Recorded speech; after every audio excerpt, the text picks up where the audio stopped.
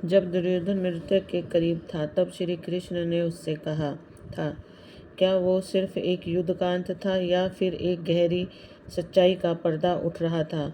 क्या श्री कृष्ण ने दुर्योधन को उसके कर्मों का फल दिखाया या कुछ ऐसा बताया जो आज तक छुपा था? महाभारत का युद्ध खत्म हो चुका था। युद्ध भूमि पर खून और धूल के सिवा कुछ नहीं बचा था, लेकिन एक दृश्य ऐसा था जो उस युद्ध से भी ज्यादा रहस्यमय और चौंकाने वाला था।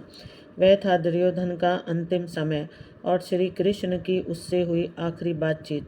उस अंतिम क्षण में कृष्ण ने जो कहा वो न सिर्फ दुर्योधन को झकझोर गया बल्कि आज भी हमें सोचने पर मजबूर करता है। भीम की गदा ने जब दुर्योधन की जांघें तोड़ी तो वह चित्कार करता हुआ धरती पर गिर पड़ा। उसका शरीर लहूलुहान था, लेकिन उसका अहंकार अब भी जीवित था। वह धरती पर पड़ा करा रहा था और आसमान की ओर देखकर भाग्य को कोस रहा था। सेनाएं लौट चुकी थी, युद्ध थम चुका था, पर दुर्योधन का अंत बाकी था। उस समय श्री कृष्ण वहां पहुंचे, शांत, गंभीर और तेजस्वी। उनकी आंखों में कोई घृणा नहीं थी, बल्कि एक गहरा रहस्य था। दुर्योधन ने उन्हें देखा और मुस्कुराया, बोला, मुझे हराने के लिए तुमने अधर्म का सहारा लिया। तभी कृष्ण झुके, दुर्योधन की आंखों में झांका और बोले, क्या सच में तुम्हें लगता है कि यह सिर्फ युद्ध था? कृष्ण धीरे से बोले, दुर्योधन, तूने अभी भी नहीं समझा कि ये युद्ध नहीं, तेरे कर्मों का न्याय था। दुर्योधन ने तकलीफ से करवट ली और व्यंग में हंसते हुए कहा, तो क्या पांडवों ने कोई पाप नहीं किया? क्या तुम खुद निष्पक्ष थे?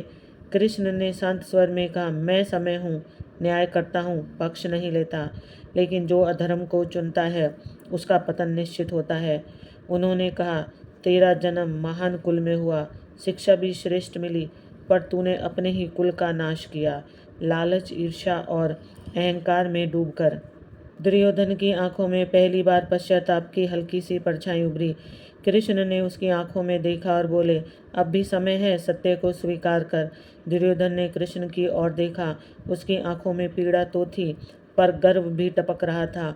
उसने कहा, मैंने जो किया खुलकर किया, मैं कभी छुपा नहीं। मेरी नफरत भी साफ थी और मेरा युद्ध भी।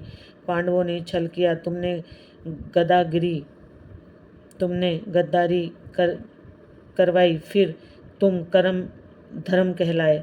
श्री कृष्ण मुस्कुराए, बोले, तू आज भी वही गलती कर रहा है। तू अपने कर्म को दूसरों से तोल रहा है, पर न्याय व्यक्ति के कर्मों से होता है, तुलना से नहीं। दुर्योधन चुप हो गया। पहली बार उसे एहसास हुआ कि उसकी हार सिर्फ युद्ध में नहीं, सोच में भी हुई। उसकी आंखें आसमान की ओर उठी, जैसे कोई अनदेखा उत्तर खोज रही हो। कृष्ण दुर्योधन के पास बैठ गए और बोले, तू जीवन भर शक्ति का अर्थ समझ नहीं पाया। तूने शक्ति को वर्चस्व समझा, दबदबा समझा, पर शक्ति का असली अर्थ है संयम और धैर्य। जिस दिन तूने द्रौपदी को अपमानित करने का आदेश दिया, उसी दिन तूने अपने विनाश पर हस्ताक्षर कर दिए थे। एक राजा का धर्म अपने राज्य की स्त्रियों की रक्षा करना होता है, उनका चीरहरण नहीं। दुर्योधन अब चुप था। उसका चेहरा तेजहीन हो चुका था। उसमें धीमे स्वर में कहा, शायद मैं गलत था, लेकिन तुम्हारा भी तो खेल था इस युद्ध में। कृष्ण ने उत्तर दिया, मैंने सिर्फ दर्पण दिखाया, चलना तेरी इच्छा थी, अब भोगना भी तुझे ही है।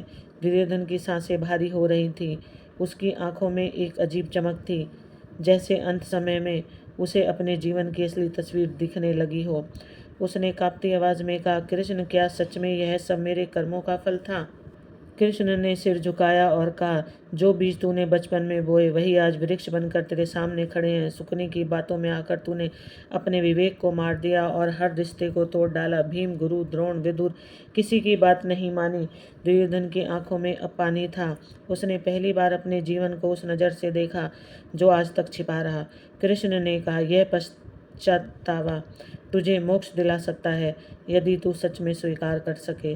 कृष्ण ने दुर्योधन की आंखों में गहराई से देखा और बोले, तेरा सबसे बड़ा शत्रु कभी पांडव नहीं थे, वह तेरा अहंकार था, जिसने तुझे हर सही सलाह छीन ली।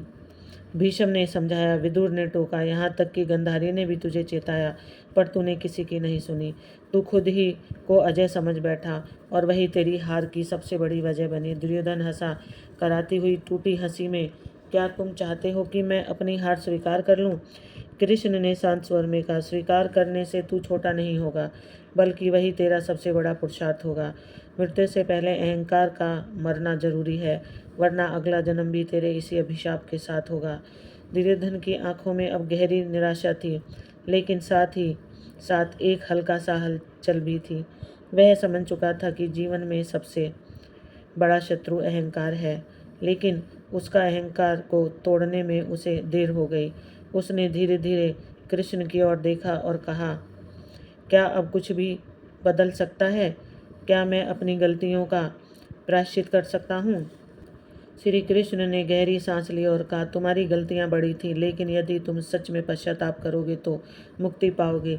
यह युद्ध और तुम्हारी मौत सब कुछ तुमसे सीधा जुड़ा है, लेकिन सच स्वीकारने से ही तू अपनी आत्मा को शांति दे सकता है। दुर्योधन चुप हो गया। उसकी आंखों में अब न केवल पछतावा था, बल्कि आत्मग्लानि भी महसूस हो रही थी। कृष्ण ने दुर्योधन के पास बैठते हुए कहा, तू जीवन भर छल और धोखे में फंसा रहा, लेकिन एक सच्चाई को नहीं जान पाया। जीवन का असली मतलब केवल विजय और वर्चस्व नहीं, बल्कि संयम, सत्य और धर्म में है। तूने हर कदम पर अधर्म को चुना, लेकिन कभी नहीं सोचा कि अधर्म का फल कितना कष्टकारी होता है। तुमने न केवल युद्ध को बल्कि अपने जीवन को भी गलत दिशा में मोड़ दिया। तुझे अब यह समझने का समय है कि सच्ची शक्ति आत्मनियंत्रण में है, और जीवन का सबसे बड़ा पाठ यही है कि हम अपनी गलतियों से सीखें। शायद अब देर हो चुकी थी, लेकिन यह संदेश आने वाली पीढ़ियों के लिए है। कृष्ण की यह बातें दुर्योधन के दिल में घुस गई। अब वह खुद को खो चुका था, लेकिन इस सत्य को जानकर उसकी आत्मा को थोड़ी शांति मिली। कृष्ण ने दुर्योधन की ओर देखा और फिर एक गहरी सांस ली।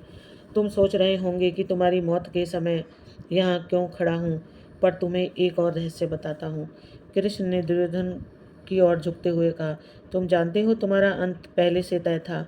तुम्हारे कर्मों की सजा पहले से लिखी जा चुकी थी, और यह युद्ध सिर्फ एक माध्यम था तुम्हारी आत्मा को समझाने का।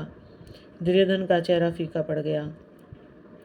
वह सवाल करते हुए बोला, क्या इसका मतलब है मेरी मृत्यु एक पूर्व निर्धारित घटना थी? कृष्ण मुस्कुराए और कहा, हाँ, क्योंकि जब मनुष्य अपने अहंकार और अधर्म में डूब जाता है तो उसकी आत्मा का अंत होना तय है।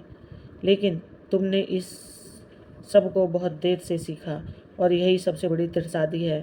दुर्योधन की मौत के समय कृष्ण ने उसे जो सिखाया वह न केवल उस समय के लिए था, बल्कि हमारे लिए भी एक अमूल्य संदेश था। कृष्ण ने यह स्पष्ट किया कि हर कर्म फल मिलता है स्पष्ट किया कि हर कर्म का फल मिलता है, और जो अपनी गलतियों को स्वीकार करता है वह सच्ची मुक्ति पा सकता है।